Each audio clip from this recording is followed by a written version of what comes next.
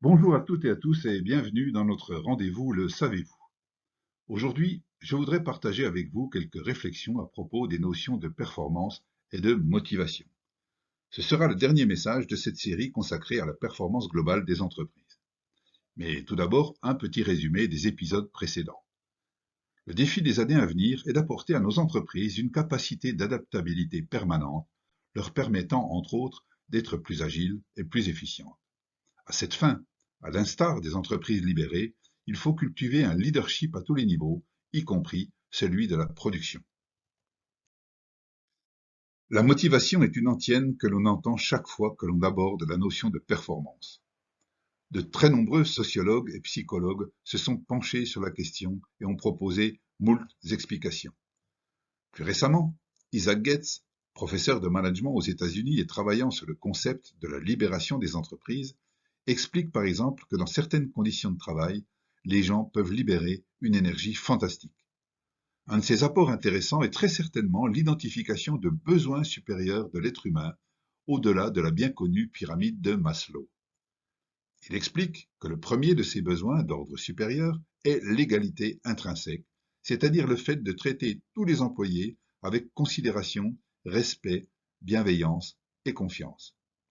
Il évoque en second lieu l'autodirection, c'est-à-dire le besoin d'être responsable de ce que l'on fait. Ce dernier point marque entre autres la suppression de toute forme de contrôle, et cela réduit également le poids de la hiérarchie qui, traditionnellement par le passé, était chargée de cette responsabilité. Enfin, en troisième lieu, il évoque le développement personnel, c'est-à-dire l'aspiration des individus à faire quelque chose pour laquelle ils montrent des aptitudes. Quand on aime ce que l'on fait, on est beaucoup plus performant que lorsque l'on pratique un travail pour lequel on n'a pas d'atome crochu. Les entreprises libérées pratiquent le management de la qualité, nous l'avons vu dans les messages précédents, mais pratiquent également la qualité de vie au travail. Ce concept est une attente sociétale forte de ces dernières années. Il converge, et c'est tant mieux, avec toutes les notions que nous avons abordées tout au long de ces différents messages. Le bien-être au travail est généré par des relations respectueuses et de qualité entre les niveaux hiérarchiques et entre les salariés eux-mêmes. Il est généré aussi par le fait de partager une culture commune et des valeurs, par le fait d'améliorer sans cesse l'environnement de travail afin de réduire les événements indésirables et de ce fait diminuer des facteurs importants de stress et de burn-out. Bref, il concilie performance économique et bien-être au travail. L'entreprise du futur, malgré toutes les avancées technologiques qu'elle pourra prendre en compte, demeurera un ensemble d'êtres humains qui travaillent. Par conséquent, sa performance globale, c'est-à-dire économique, sociétale et environnementale, dépendra encore et toujours de la capacité de chacun à s'impliquer dans le fonctionnement de son organisme. La technologie, même si elle est nécessaire, n'est pas génératrice de différences avec les concurrents d'ici ou d'ailleurs. On la trouvera tôt ou tard, partout, dans tous les organismes du monde.